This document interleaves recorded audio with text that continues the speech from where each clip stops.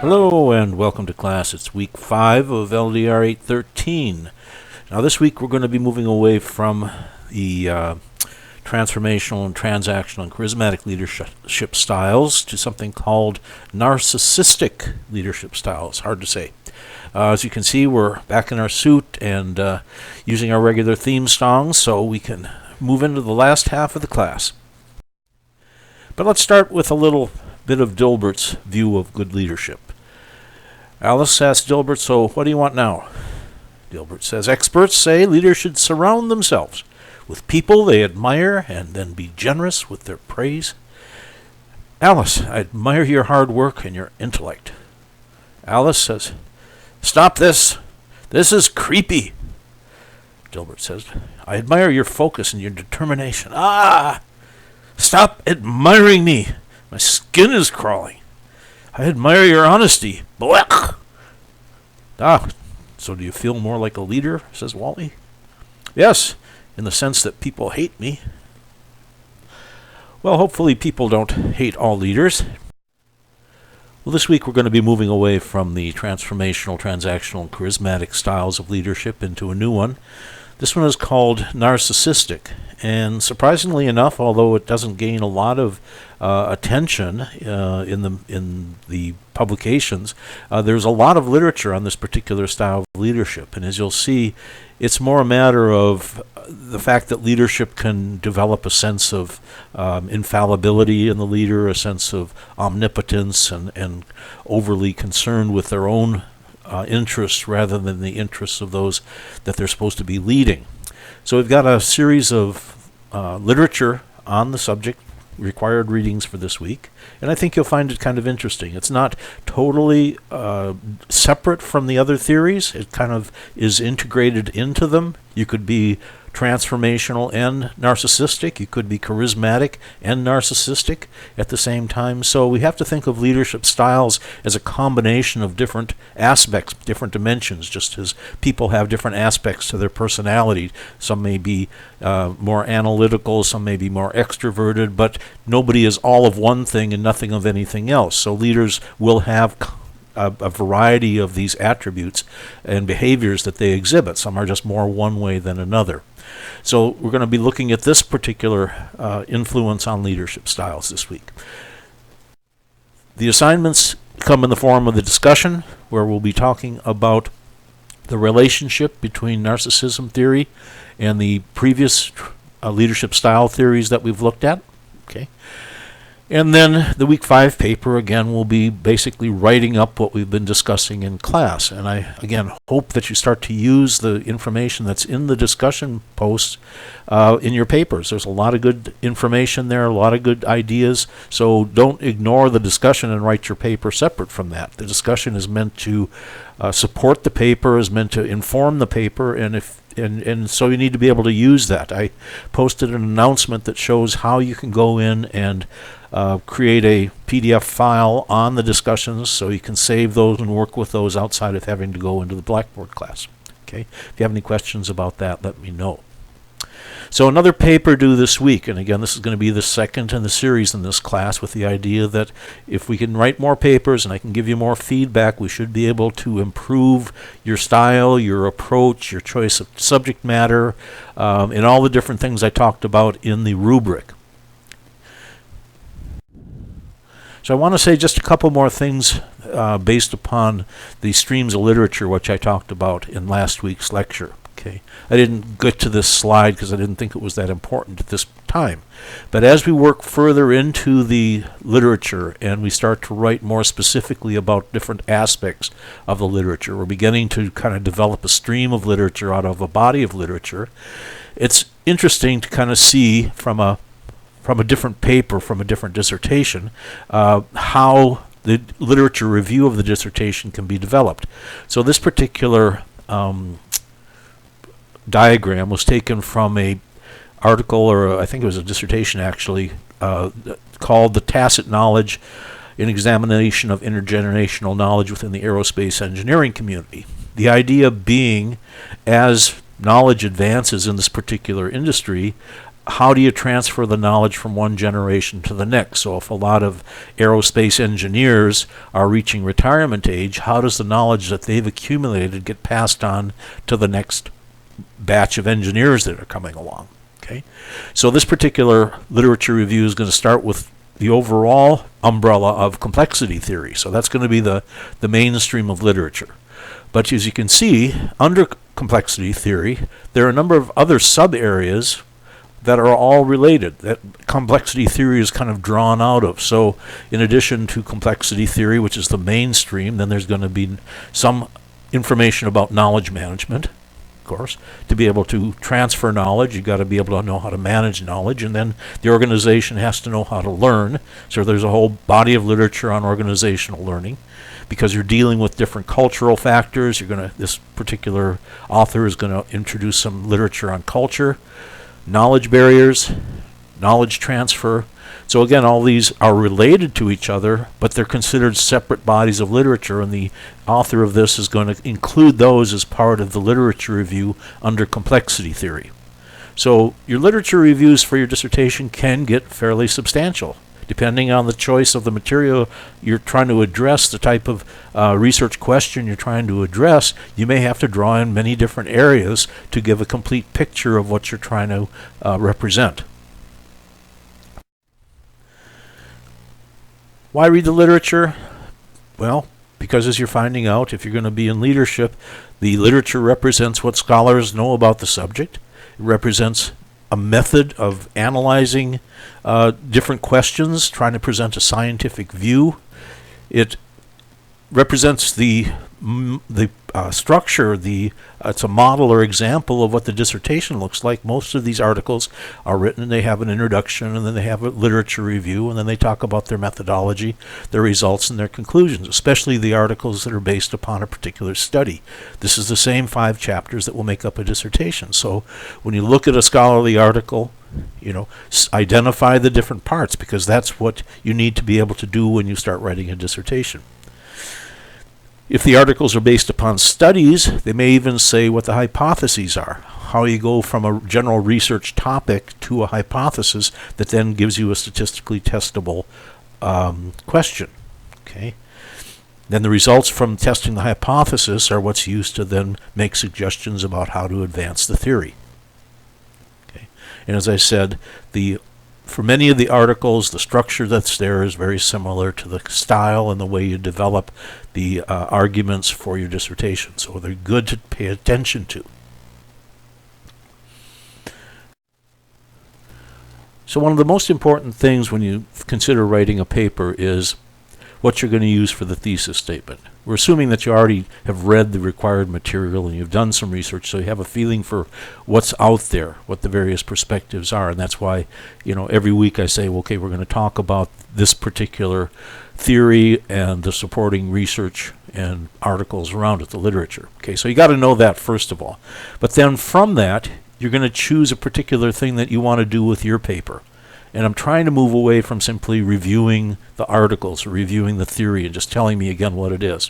And for an example of how you set this up, I'm going to use an article written by Jay Barney, one of the authors of the resource-based view. And what he's doing is responding to an article that was written by Priam and Butler that criticized his 1991 article. Okay, and so as his thesis statement, to say precisely what he's doing, he says this paper will show, the paper that he's writing, will show that the major issues raised by Priam and Butler about my 1991 article are unfounded. And I'm going to do this, I'm going to show this by examining the 4 major criticisms that they've raised. Okay, so it's pretty clear what he's going to do, what the paper is about, and how it's going to be laid out. So then he's going to start out by examining the first criticism, which was the tautology criticism. So he's going to address that first. So it's very clear to the reader exactly what this article is about, and then the structure that it's going to follow, and then he just dives right into it. So it's not any confusion about, so why is he talking about this? What is he going into? It's all set up in the introduction and the thesis statement. And what he's writing, and what I want you to start writing, are what I call, or what are called, argumentative style essays, which is a style of writing where you investigate a topic, you collect, evaluate, generate evidence, and establish a position on the topic in a concise manner. Okay? That's what the thesis statement does. It says what you're going to do.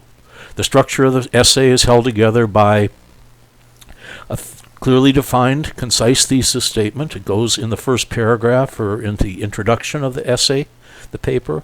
Then you have clear logical transitions between the body and the introduction, the body, and the conclusion. Transitions are important because it's like the glue that holds things together. It makes the logic that you're trying to present clear. Then the bodies of the body paragraphs in the body of the paper include the evidential support. That can be factual, logical, statistical, anecdotal, and then the conclusion doesn't simply restate the thesis, but readdresses it in the light of the evidence that's provided. Now, these are not my definitions. These are taken from the Purdue's online writing lab.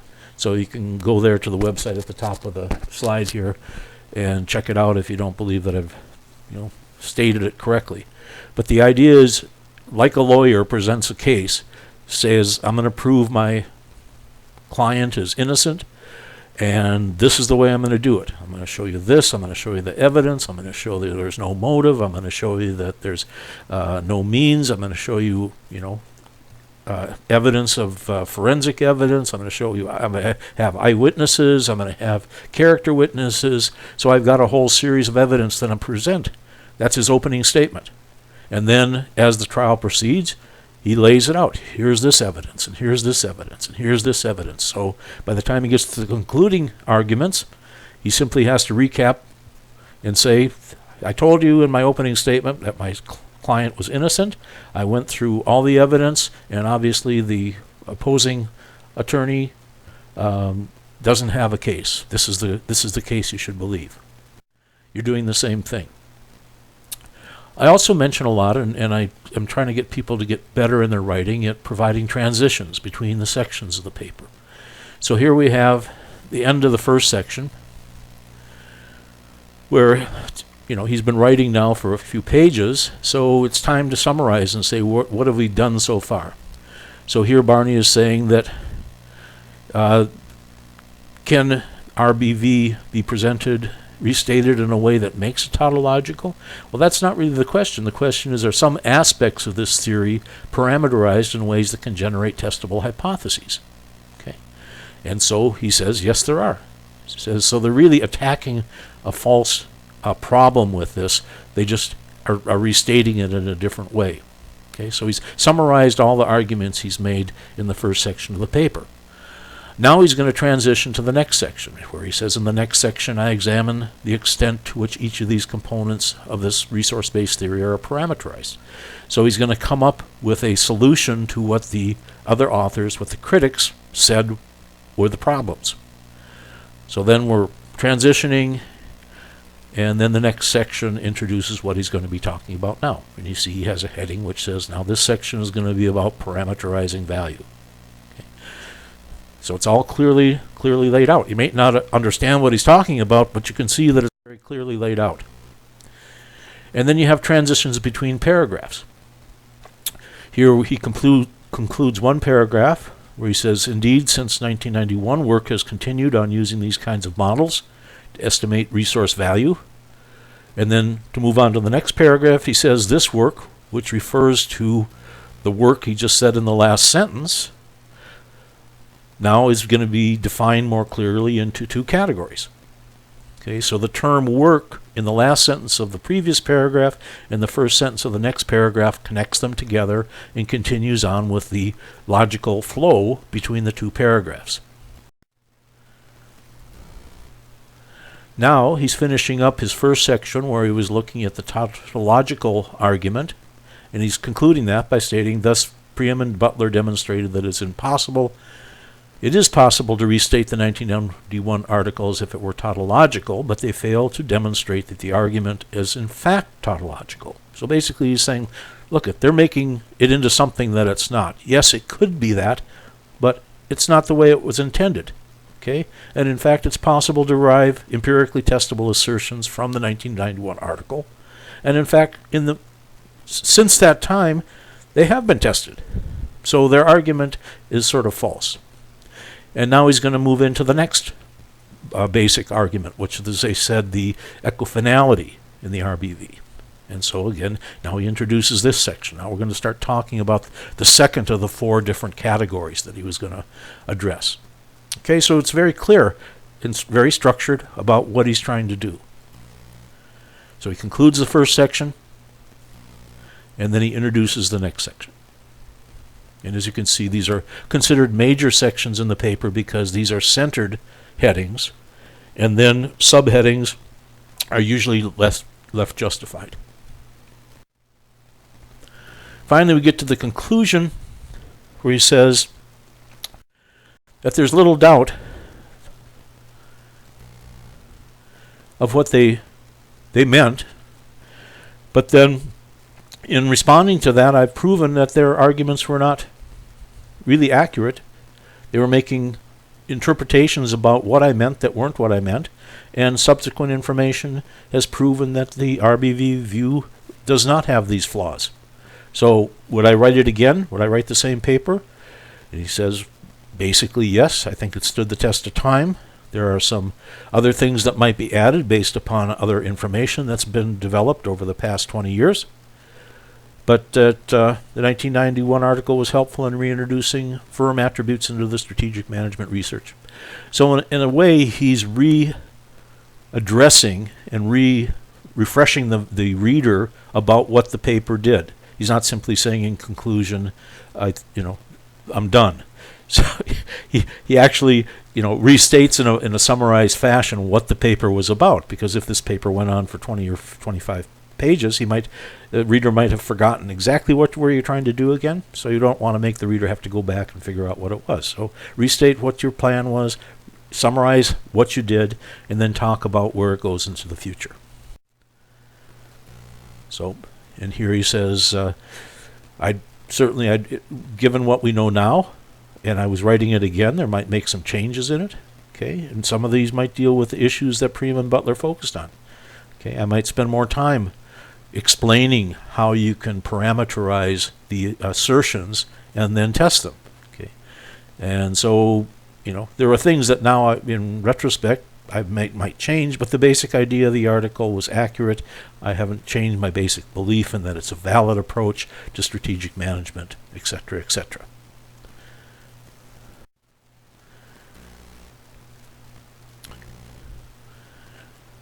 Well, many of the papers that you'll write in the doctoral program will be in either argumentative or expository style, depending on the nature of the questions that's asked.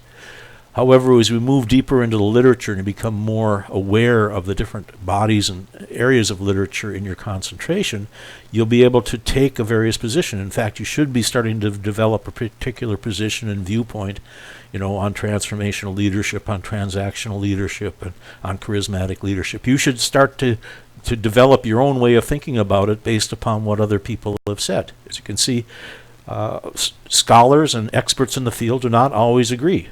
And consequently, as you become more knowledgeable, you won't have to agree with everybody either. So you'll develop your own position. The argumentative style is more consistent with how you develop a dissertation topic. Although the topic's normally presented as an investigation, you have to know what you're looking for, what the investigation is searching for. In the same way, a detective has to know what they're looking for to be able to know even where to start looking. Using the argumentative style shouldn't be confused with using your own opinion. You're not arguing with anyone either. So you're using the information in the literature, the support of the literature, to make your position.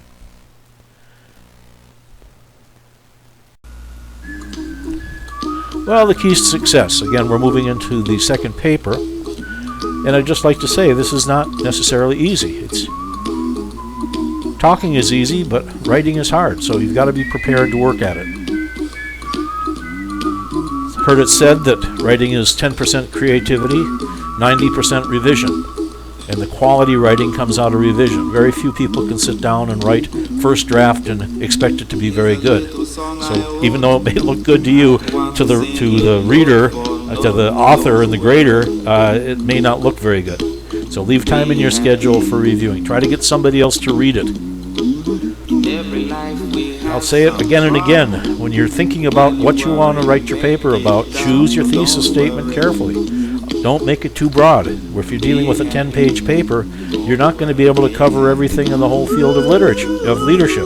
So don't promise something that you can't deliver. Try to keep your thesis statement focused.